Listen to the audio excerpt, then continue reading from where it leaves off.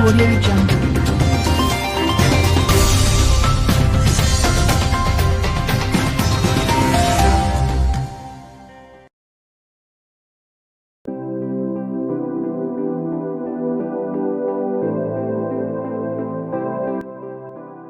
Hello everyone, welcome to today's edition of Editorials, a broadcast from Canada. My name is Sancho Asante. So, Ethiopian government has rejected the Tigrayan forces ceasefire, Kardashian hopes for an end to the conflict. So don't go anywhere, we'll be back and we'll talk more about it.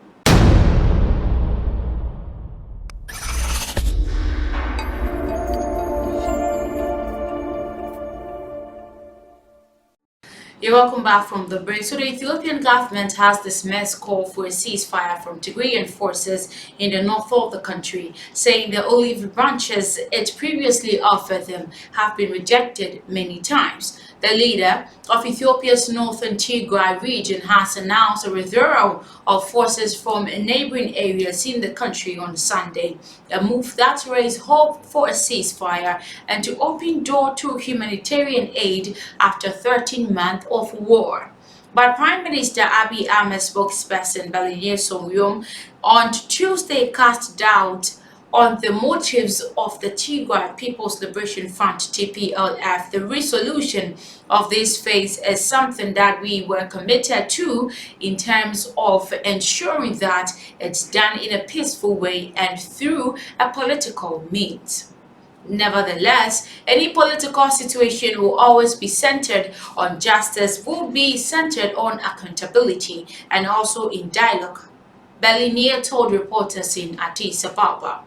Balinier said that she could not say which party would be engaging in the dialogue, adding that whether the TPLF's action are a strategic retreat or not will inevitably reveal itself. She is claiming that it is not real, but we know how thoughtful the TPLF are. So Tigrayan forces and Ethiopian federal government has been engaged in a conflict since November 2020, when Prime Minister Abiy Ahmed ordered a military offensive in Tigray following a lengthy dispute over the governance of the region. The fighting has left thousands dead, displaced more than 2 million people, fueled famine and given rise to a wave of atrocities.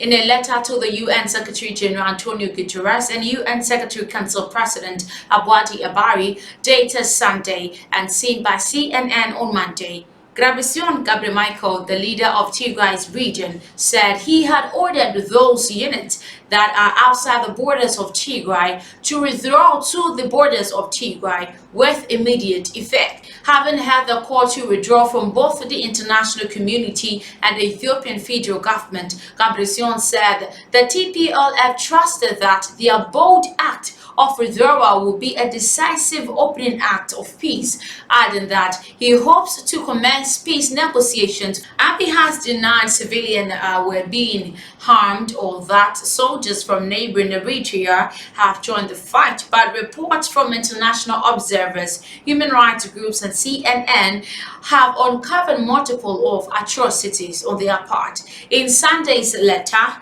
Gabriel asked the UN diplomats to give their full backing to an immediate cessation of hostilities followed by negotiations and called on the UN Security Council to establish a mechanism to ensure the immediate and veritable cessation of all forms of hostilities and the total withdrawal of all external forces in the region. The Tigrayan leader also requested the establishment of a no-fly zone for hostile aircraft over Tigray, with exemption of humanitarian and civil purposes, as well as the imposition of armed embargoes on Ethiopia and Eritrea. In the letter, Gabriel also expressed a deep disappointment that the international community, including the United Nations, did not find a way to ensure food supplies made it into the region over the course of the conflict. We trust that you and the Security Council will redouble your efforts to ensure that the war crime of starvation is stopped and aid provided, he said. In September, UN Aid Chief Martin Griffiths declared that Swaths of the war-torn regions were in the throes of a man-made famine and urged the Ethiopian government to facilitate access.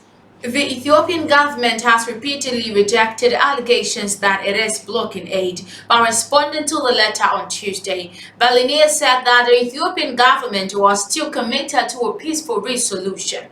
She pushed back into the TPLF's narrative regarding the pullout from Afar and Amhara, criticizing the international community and media for amplifying their message. I think Ethiopia and its heroic forces do not need external validation, she said, as Ethiopians know the sacrifices that have been paid and the challenges that had been encountered in order to gain the current status quo, as well as the setbacks of the TPLF being encountered. She is reiterating that. So TPLF spokesperson Getachew Reda said in a Monday tweet that by withdrawing, we believe we have taken away whatever excuse the international community has to explain its feet dragging when it comes to putting pressure on Abiy Ahmed and his regional partners in crime to stop their genocidal campaign in Tigray. Last Friday, UN Human Rights Council voted in a special session to establish a commission of human rights experts on the Ethiopian conflict, a move that the Ethiopian federal government said it would not cooperate with. Meanwhile, the United Nations decision was embraced by the Tigrayan regional leadership, who says it is encouraging to learn that the council has finally subscribed to the reality that Abiy Ahmed regime is only looking for impunity for all atrocity crimes committed under international law that has been committed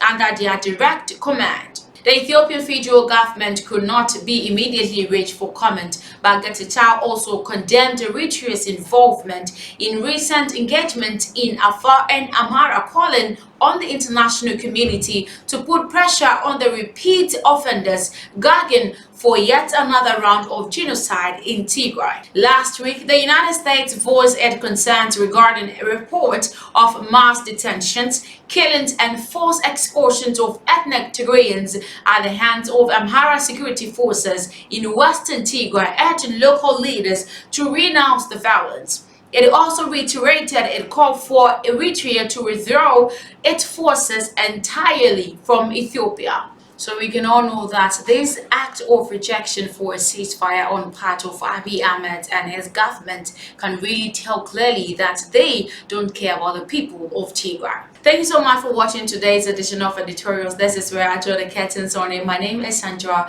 Asante, you should have an amazing holiday.